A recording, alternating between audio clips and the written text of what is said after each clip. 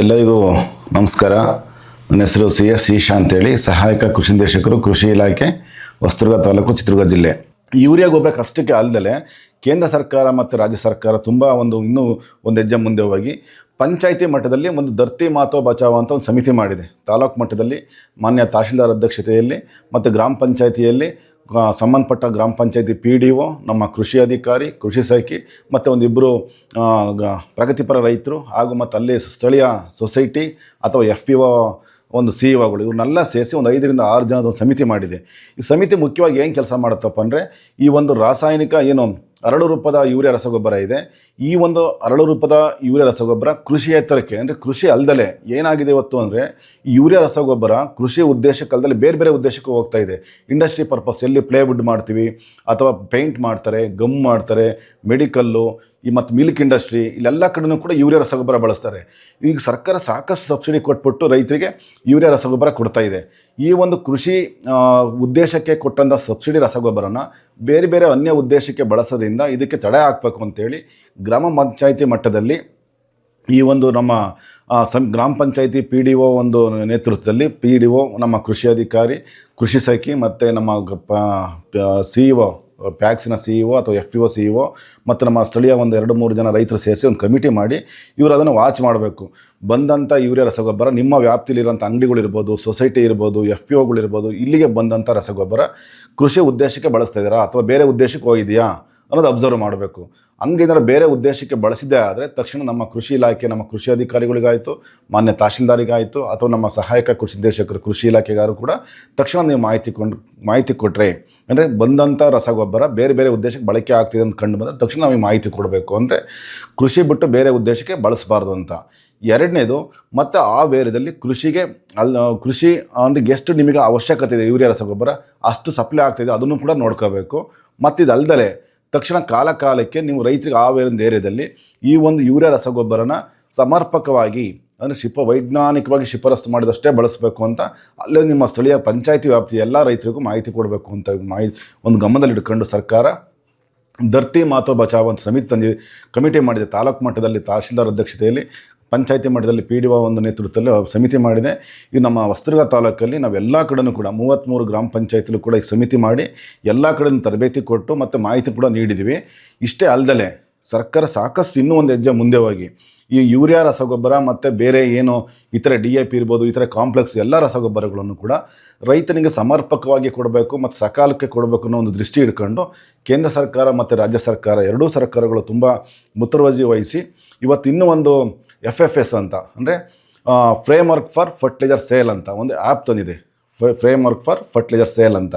ಈ ಒಂದು ಆ್ಯಪಲ್ಲಿ ಇದು ಹೆಂಗಪ್ಪ ಅಂದರೆ, ಇದು ನಾವು ಜಸ್ಟ್ ಗ್ಯಾಸ್ ನಾವು ಹೆಂಗೆ ಬುಕ್ ಮಾಡ್ಕೊತೀವೋ ಆ ಥರ ಈ ಒಂದು ನಮ್ಮ ಆಂಡ್ರಾಯ್ಡ್ ಮೊಬೈಲ್ ಇರೋಂತಹ ರೈತರು ಒಂದು ಪ್ಲೇಸ್ಟೋರಿಗೆ ಹೋಗ್ಬಿಟ್ಟು ಅಲ್ಲಿ ನೀವು FFS ಅಂದರೆ ಫ್ರೇಮ್ವರ್ಕ್ ಫಾರ್ ಫರ್ಟಿಲೈಸರ್ ಸೇಲ್ ಅಂತ ಹೊಡೆದ್ರೆ ಅಲ್ಲಿ ಆ್ಯಪ್ ಓಪನ್ ಆಗುತ್ತೆ. ಅದನ್ನು ನಿಮ್ಮ ಮೊಬೈಲಿಗೆ ಡೌನ್ಲೋಡ್ ಮಾಡ್ಕೊಂಡು, ಸೊ ನೀವು ನಮ್ಮ ರೈತರು ಯಾರು ಜಮೀನಿದೆ ಅವರ ಆಧಾರ್ ಕಾರ್ಡ್ ಹಾಕಿದರೆ ಅವರಿಗೆ OTP ಬರುತ್ತೆ. ಆ OTP ಎಂಟ್ರಿ ಮಾಡಿದರೆ ನಿಮ್ಮ FID ಕಾರ್ಡಲ್ಲಿರೋಂಥ ಜಮೀನು ಮತ್ತು ಅದರ ವಿಸ್ತೀರ್ಣ ಅಷ್ಟು ಡೀಟೇಲ್ ಬರುತ್ತೆ ಅಲ್ಲಿ ಆ ಆ್ಯಪಲ್ಲಿ. ಆವಾಗ ನೀವು ಆ ಜಮೀನ ಸೆಲೆಕ್ಟ್ ಮಾಡ್ಕೊಂಡು ಯಾವ ಬೆಳೆ ಬೆಳಿತೀರ ನೆಕ್ಸ್ಟ್ ಈಗ ಮುಂದಿನ ಇದರಲ್ಲಿ ಆ ಬೆಳೆ ಸೆಲೆಕ್ಟ್ ಮಾಡ್ಕೊಂಡ್ರೆ ನಿಮಗೆ ಅದೇ ಆ್ಯಪೇ ಹೇಳುತ್ತೆ ವೈಜ್ಞಾನಿಕವಾಗಿ ನಿಮಗೆ ಯೂರಿಯಾ ಎಷ್ಟು ಬೇಕು, DAP ಎಷ್ಟು ಬೇಕು, ಬೇರೆ ಇತರೆ ಕಾಂಪ್ಲೆಕ್ಸ್ ಎಷ್ಟು ಬೇಕು, MOP ಎಷ್ಟು ಬೇಕು ಅಂತ ಅದು ಹೇಳುತ್ತೆ. ಆ ಗೊಬ್ಬರದಲ್ಲಿ ನೀವು ಸೆಲೆಕ್ಟ್ ಮಾಡ್ಕೋಬೋದು. ಸಪೋಸ್ ನಾವು ರಾಗಿ ಅಂತ ತೊಗೊಂಡ್ರೆ 40 ಸಾರಜನಕ, 20 ಫಾಸ್ಫರಸ್, 20 ರಂಜಕ ಅಂತ ಹೇಳಿದೆ. ಅದಕ್ಕೆ ನಮ್ಮ ಅರಳು ರೂಪದಂಥ ಗೊಬ್ಬರ ಎಷ್ಟು ಬೇಕಾಗುತ್ತೆ ಅನ್ನೋದು ಅದು ಆ ಆ್ಯಪೇ ಹೇಳುತ್ತೆ. 2 ಚೀಲ ಯೂರಿಯಾ ಇರ್ಬೋದು, 1 ಚೀಲ DAP ಇರ್ಬೋದು, 1 ಚೀಲ ಕಾಂಪ್ಲೆಕ್ಸ್ ಈ ಥರ ಹೇಳುತ್ತೆ. ಅದನ್ನು ನೀವು ಸಪೋಸ್ 2 ಚೀಲ ಹೇಳ್ತು ಅಂದ್ಕೊಳ್ಳಿ, 2 ಚೀಲ ನಿಮಗೆ ಬೇಡ, ನನಗೆ 1 ಚೀಲ ಸಾಕಪ್ಪ ಯೂರಿಯಾ ಅಂದರೆ 1 ಚೀಲನಕ್ಕೆ ಕಡಿಮೆ ಮಾಡ್ಬೋದು. ಬಟ್ 2 ಚೀಲಕ್ಕಿಂತ ಜಾಸ್ತಿ ತಗೊಳಕ್ಕೆ ಬರಲ್ಲ, ಅದು ವೈಜ್ಞಾನಿಕವಾಗಿ ಹೇಳುತ್ತೆ ಎಷ್ಟು ಅಂತ. DAP 2 ಚೀಲ ಅಂತ ಹೇಳ್ತು ಅಂದ್ಕೊಳ್ಳಿ, 2 ಚೀಲ ತೊಗೋಬೋದು. ಬಟ್ ನೀವು 4 ಚೀಲ ಅಂದರೆ ಕೊಡಲ್ಲ ಅದು. ಈ ಥರ ಭಾರಿ ಚೆನ್ನಾಗಿದೆ ಆ್ಯಪ್, ತುಂಬ ಉತ್ತಮವಾಗಿದೆ. ಆ ಆ್ಯಪ್ ಬಳಸಿಬಿಟ್ಟು ನೀವು ಅದನ್ನು ಗೊಬ್ಬರನ ನಮ್ಮ ಹೊಸದುರ್ಗ ತಾಲೂಕಲ್ಲಿ ಅಥವಾ ನಿಮಗೆ ಸುತ್ತಮುತ್ತ ಇರೋಂಥ ಗೊಬ್ಬರದ ಅಂಗಡಿಗಳೆಲ್ಲ ಅದರಲ್ಲಿ ಓಪನ್ ಆಗುತ್ತೆ. ಆ ಗೊಬ್ಬರದ ಅಂಗಡಿಗಳಲ್ಲಿ ಅಥವಾ ಸೊಸೈಟಿಗಳಲ್ಲಿ ಅಥವಾ TAPCMS ಅಲ್ಲಿ ಎಲ್ಲೆಲ್ಲಿ ಯಾರ್ಯಾರ ಹತ್ರ ಯಾವ್ಯಾವ ಗೊಬ್ಬರ ಎಷ್ಟೆಷ್ಟಿದೆ ಅಂತ ಆ್ಯಪಲ್ಲಿ ತೋರಿಸುತ್ತೆ. ಆವಾಗ ನೀವು ನನಗೆ ಯೂರಿಯಾ 2 ಬ್ಯಾಗ್ ಬೇಕು, DAP 1 ಬ್ಯಾಗ್ ಬೇಕು, ಕಾಂಪ್ಲೆಕ್ಸ್ 20 1 ಬ್ಯಾಗ್ ಬೇಕು ಅಥವಾ MOP 1 ಬ್ಯಾಗ್ ಬೇಕು ಅಂತ ನೀವು ಬುಕ್ ಮಾಡಿದರೆ ಅದು ನಿಮಗೊಂದು QR ಕೋಡ್ ಜನ್ರೇಟ್ ಆಗುತ್ತೆ. ಆ QR ಕೋಡನ್ನು ನೀವು ಆ ಅಂಗಡಿಗೆ ಯಾವ ಎಕ್ಸಾಂಪಲ್ ಹೊಸದುರ್ಗ ತಾಲೂಕಲ್ಲಿ ನಮ್ಮ ಸಿಟಿ ವ್ಯಾಪ್ತಿಲಿರುವಂಥ TAPCMS ತಾಲೂಕು ಏನು ವ್ಯವಸಾಯ ಉತ್ಪನ್ನ ಸಂಘ ಇದೆ, ಮಾರಾಟ ಸಂಸ್ಥೆ ಇದೆ. ನೀವು ಅದು TAPCMS ಸಂಸ್ಥೆ ಓಪನ್ ಆಯ್ತು ಅಂದರೆ ಆ QR ಕೋಡ್ ಆ ಹೆಸರು ತೋರಿಸುತ್ತೆ, ಆ ಹೆಸರು ಜನ್ರೇಟ್ ಆಗುತ್ತೆ. ಸೊ ಆ QR ಕೋಡನ್ನು ಸ್ವತಃ ನಾನೇ ತಗೊಂಡು ಹೋಗ್ತೀನಿ ಅಂದರೆ ನಿಮ್ಮ ಹೆಸರೇ ಹಾಕಬೇಕು. ಬೇಡ ನಾನು ಯಾರೋ ನನ್ನ ಕೈಲಿ ಹೋಗೋಕ್ಕಾಗಲ್ಲಪ್ಪ, ನನಗೆ ಏಜ್ ಆಗಿದೆ ಅಥವಾ ವಯಸ್ಸಾಗಿದೆ, ನಮ್ಮ ಮಗ ಹೋಗ್ತಾನೆ ಅಥವಾ ಇನ್ನೊಂದು ಪಕ್ಕದ ಮೇಲೆ ಕಳಿಸ್ತೀನಿ ಅಂದರೆ ಯಾರು ಹೋಗ್ತಾರೆ ಅವರ ಹೆಸರು ಮತ್ತು ಅವರ ಮೊಬೈಲ್ ನಂಬರು, ಅವರ ಆಧಾರ್ ನಂಬರ್ ಅಲ್ಲೇ ಹಾಕಬೇಕು. ಅವಾಗಲೇ ಆ್ಯಪಲ್ಲಿ ಕೇಳುತ್ತೆ. ಅವಾಗ ನಾನು ಹೋಗಲ್ಲ, ನನ್ನ ಪರವಾಗಿ ಇಂಥವ್ರು ಬರ್ತಾರೆ ಅಂದರೆ ಅವ್ರದ್ದು ಆಧಾರ್ ನಂಬರು, ಅವ್ರ ಮೊಬೈಲ್ ನಂಬರ್ ಹಾಕಿರೆ ಅವರು ತಗೊಂಡೋಗಿ ಆ QR ಕೋಡನ್ನು ಅಂಗಡಿ ತೋರಿಸಿರೆ ಅಂಗಡಿಲಿ ಸ್ಕ್ಯಾನ್ ಮಾಡಿದಾಗ ನಿಮಗೆ ಆಟೋಮೆಟಿಕ್ಕಾಗಿ ಎಷ್ಟು ಅಮೌಂಟ್ ಕಟ್ಟಬೇಕು ಅಂತ ಅಲ್ಲೇ ಬರುತ್ತೆ. ಆ ಅಮೌಂಟು ನಿಮಗೆ ಮೆಸೇಜು ಕೂಡ ಬರುತ್ತೆ ರೈತರಿಗೆ.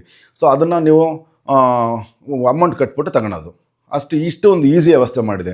ಸೊ ಗೊಬ್ಬರ ಅಂದರೆ ನಿಮಗೆ ಸಪೋಸ್ ನಿಮಗೆ 2 ಚೀಲ ಯೂರಿಯಾ, 1 ಚೀಲ DAP, 1 ಚೀಲ MOP, ಒಂದು 20 ನೀವು ಬುಕ್ ಮಾಡಿದರೆ ನಿಮಗೆ ಆ TAPCMSಲ್ಲಿ ಅಷ್ಟು ಗೊಬ್ಬರ ನಿಮಗೆ ರಿಸರ್ವ್ ಆಗುತ್ತೆ. ಅಂದರೆ ನೀವು ಅಷ್ಟು ಗೊಬ್ಬರ ನೀವು ಹೋದ್ಮೇಲೆ ನೀವು ನಿಮಗೆ ಕೊಟ್ಟ ಮೇಲೆ ಬೇರೆಯವ್ರಿಗೆ ಕೊಡಬೇಕು. ಯಾರು ರಿಸರ್ವ್ ಮಾಡ್ಕೊಂತೀರ ಅವರು. ಸೊ ಇದು ಒಂದು ಅತ್ಯುತ್ತಮವಾದಂಥ ಒಂದು ಆ್ಯಪು. ಮತ್ತು ರೈತ ತನ್ನ ಬೇಡಿಕೆ ಇರೋಂಥ ರಸಗೊಬ್ಬರನ ನೀವೇ ಅದನ್ನು ಬುಕ್ ಮಾಡ್ಕೊಂಡು ನಿಮಗೆ ಬೇಕಾದಂಥ ಹತ್ತಿರದ ಒಂದು ಅಂಗಡಿಗೆ ಹೋಗಿ ಬುಕ್ ಮಾಡ್ಕೊಂಡು ತಗೊಂಡೋಗೋ ಒಂದು ವ್ಯವಸ್ಥೆ ಸರ್ಕಾರ ಮಾಡಿದೆ. ಇದನ್ನೊಂದು ಉತ್ತಮವಾದಂಥ ಅವಕಾಶ ಇದೆ, ಇದನ್ನು ಬಳಸ್ಕೋಬೋದು. ಈಗ ಫಸ್ಟಿಗೆ ಇವತ್ತು ಬುಕ್ ಮಾಡಿ ನಾಳೆಯಿಂದ 48 ಅವರ್ಸ್ ಇತ್ತು ನಿಮಗೆ. ಈಗ ಹಂಗಲ್ಲ, ಇಮಿಡಿಯೇಟ್ ಇವಾಗ ಮೊನ್ನೆಯಿಂದ ಮತ್ತೆ ಚೇಂಜ್ ಮಾಡಿದೆ. ದಿನ ಹೊಸ ಆ್ಯಪ್ ಆಗಿರೋದ್ರಿಂದ ಸಣ್ಣ ಪುಟ್ಟ ನ್ಯೂನತೆಗಳು ಇದನ್ನು ದಿನ ಅಪ್ಡೇಟ್ ಮಾಡಿ ಈಗ ತಕ್ಷಣ ಬುಕ್ ಮಾಡಿದ ತಕ್ಷಣ ತಗೋಬೋದು. ಈಗ ಮತ್ತು 2 ಡೇಸ್ ನಿಮಗೆ ಇವತ್ತು ಬುಕ್ ಮಾಡಿದ್ರೆ 2 ಡೇಸ್ ಅವಕಾಶ ಇರುತ್ತೆ. ಅಷ್ಟು ಸಲ ಹೋಗಿ ತಗೋಬೇಕು. 2 ಡೇಸ್ ಒಳಗೆ ತಗೊಳ್ಳಿಲ್ಲ ಅಂದರೆ ಮತ್ತೆ ನಿಮಗೆ ಬೇರೆಗೆ ಅವಕಾಶಕ್ಕೆ ಹೋಗುತ್ತೆ. ಹಾಗಾಗಿ ವಿತಿನ್ 2 ಡೇಸ್ ನೀವು ತಗೊಂಡು ನಿಮ್ಮ ಒಂದು ಕೃಷಿ ಬೆಳೆ ಬೆಳೀಲಿಕ್ಕೆ ಅವಕಾಶ ಮಾಡಿಕೊಂಡು, ಮತ್ತು ಮುಖ್ಯವಾಗಿ ಈ ಒಂದು ಭೂಮಿ ತಾಯಿಯ ಒಂದು ಆರೋಗ್ಯ ಕಾಪಾಡಬೇಕು. ಈ ಭೂಮಿ ತಾಯಿ ನಾವು ಆರೋಗ್ಯ ಕಾಪಾಡಿದ್ರೆ ನಮ್ಮ ಆರೋಗ್ಯ ಚೆನ್ನಾಗಿರುತ್ತೆ. ನಿಮಗೆಲ್ಲರಿಗೂ ಗೊತ್ತಿದೆ, ನಮ್ಮ ರೈತ ಬಂದರೆ ಹಿಂದೆ ನಮ್ಮ ಅಜ್ಜ ಮುತ್ತಜ್ಜಗಳು ಇಂದಿನ ಬೆಳೆದಂತಹ ಸಾವಯವ ಉತ್ಪನ್ನನ ಬಳಸಿಬಿಟ್ಟು ಸಾವಯವ ಗೊಬ್ಬರಗಳನ್ನು ಬಳಸಿ ತಿಂದಂಥ ಸಾವಯವ ಗೊಬ್ಬರ ಬಳಸಿ ಬೆಳೆದಂತಹ ಬೆಳೆಗಳು ಎಷ್ಟು ಆರೋಗ್ಯಕರ ಇತ್ತು, ಎಷ್ಟು ಪೌಷ್ಟಿಕಾಂಶ ಇತ್ತು, ಎಷ್ಟು ನ್ಯೂಟ್ರಿಯೆಂಟ್ಸ್ ಇತ್ತು ಅಂತ ನಿಮಗೆಲ್ಲರಿಗೂ ಗೊತ್ತಿದೆ. ಹಂಗಾಗಿಯೇ ಎಲ್ಲ 70, 80, 90 ವರ್ಷ ಆರೋಗ್ಯಕರ ಬದುಕ್ತಾಯಿದ್ರು. ಇವತ್ತು 60 ವರ್ಷ ಬದುಕದೆ ಕೂಡ ಇವತ್ತು ನಾವೆಲ್ಲ BP, ಶುಗರು ಟ್ಯಾಬ್ಲೆಟ್ ತಗೊಂಡು ಅನಾರೋಗ್ಯದಿಂದ ಆಗ್ತಾಯಿದೆ. ಯಾಕಪ್ಪ ಅಂದರೆ ಮುಖ್ಯವಾಗಿ ಆರೋಗ್ಯ ಇವತ್ತು ವಿಷ ಆಗ್ತಾಯಿದೆ. ಯಾಕೆ ವಿಷ ಆಗ್ತಿದೆಯಪ್ಪ? ನಾವು ಭೂಮಿಗೆ ಆಗ್ತಿರೋಂತಹ ಇಂಥ ಒಂದು ಹರಳು ರೂಪದ ಯೂರಿಯಾ ಇರ್ಬೋದು, ಅಥವಾ ವೈಜ್ಞಾನಿಕವಾಗಿ ಶಿಫಾರಸು ಮಾಡೋಕ್ಕಿಂತ ಹೆಚ್ಚಿನ ಪ್ರಮಾಣದಲ್ಲಿ ಯೂರಿಯಾ ಅಥವಾ ಬೇರೆ ರಾಸಾಯನಿಕ ಔಷಧಿಗಳಿರ್ಬೋದು, ಇವನ್ನೆಲ್ಲ ಸ್ಪ್ರೇ ಮಾಡಿ ಇವತ್ತು ನಾವು ಭೂಮಿ ಹಾಳು ಮಾಡ್ತಿದ್ದೀವಿ.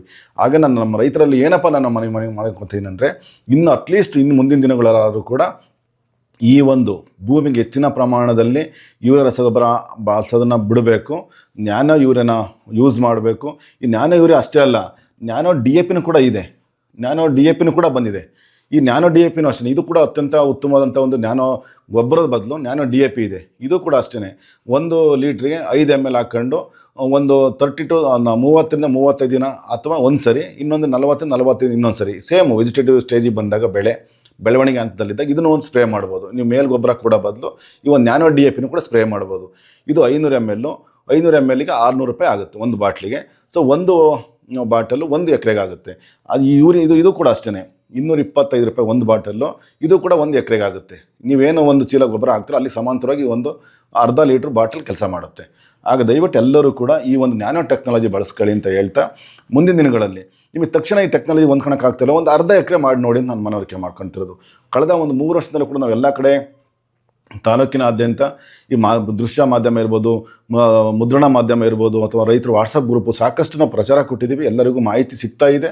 ಇನ್ನೂ ಹೆಚ್ಚಿನ ಮಾಹಿತಿ ಬೇಕು ಅಂದರೆ ನಮ್ಮ ಹತ್ತಿರ ರೈತ ಸಂಪರ್ಕ ಕೇಂದ್ರ ಇರ್ಬೋದು, ನಮ್ಮ ಕೃಷಿ ಇಲಾಖೆ ಇರ್ಬೋದು, ಅಥವಾ ತೋಟಗಾರಿಕೆ ಇರ್ಬೋದು, ಅಥವಾ ರೇಷ್ಮೆ ಇಲಾಖೆ ಸಂಪರ್ಕಿಸಿ ಹೆಚ್ಚಿನ ಒಂದು ಮಾಹಿತಿ ಪಡೆದು ಈ ಒಂದು ಸಮಾಜದ ಆರೋಗ್ಯ ಮತ್ತು ಒಂದು ಈ ಕೃಷಿಯ ಒಂದು ನಿಮ್ಮ ಖರ್ಚನ್ನು ವೆಚ್ಚ ಕಡಿಮೆ ಮಾಡ್ಕೊಂಡು ಆದಾಯ ಜಾಸ್ತಿ ಮಾಡ್ಕೊಳ್ಳಿ ಅಂತ ಹೇಳ್ತಾ, ಈ ಒಂದು ಎಲ್ಲರೂ ಕೂಡ ಈ ಒಂದು ಸರ್ಕಾರದ ಜೊತೆ ಕೈ ಜೋಡಿಸಿ ವೈಜ್ಞಾನಿಕ ಶಿಫಾರಸ್ಸಿನಂತೆ ಯೂರಿಯಾ ರಸಗೊಬ್ಬರನ ಬಳಸೋಣ, ಮತ್ತು ಇತರ ರಸಗೊಬ್ಬರನೂ ಕೂಡ ಲಿಮಿಟಾಗಿ ಬಳಸೋಣ ಅಂತ ಹೇಳ್ತಾ, ನಮ್ಮ ಇಲಾಖೆ ಒಂದು ಜೊತೆಗೆ ತಾವೆಲ್ಲರೂ ಇದ್ದೀರಾ, ಕೈ ಜೋಡಿಸ್ತೀರಾ, ನಮ್ಮ ಈ ಒಂದು ವಿಡಿಯೋದಲ್ಲಿರುವಂಥ ಮಾಹಿತಿನ ಅನುಸರಿಸ್ತೀರಂತ ನಿಮ್ಮಲ್ಲಿ ಒಂದು ನಂಬಿಕೆ ಇಟ್ಟು ಈ ಒಂದು ಮಾಹಿತಿನಲ್ಲಿ ಮುಕ್ತಾಯಗೊಳಿಸ್ತೀನಿ.